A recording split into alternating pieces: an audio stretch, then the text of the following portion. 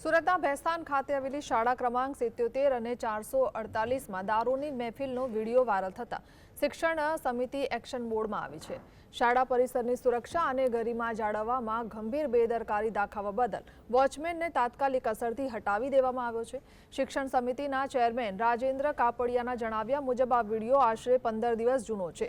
ઘટના અંગે શિક્ષણ સમિતિએ સિક્યુરિટી એજન્સીને કારણદર્શક નોટિસ ફટકારી છે, જ્યારે ભેસ્તાન પોલીસે દારૂની પાર્ટી કરનાર વ્યક્તિની અટકાયત કરી લીધી છે।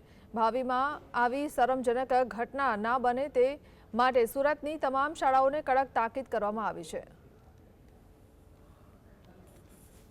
અને આચાર્યનો સંપર્ક કરતા આ વિડીયો લગભગ 15-20 દિવસ પહેલાનો હતો।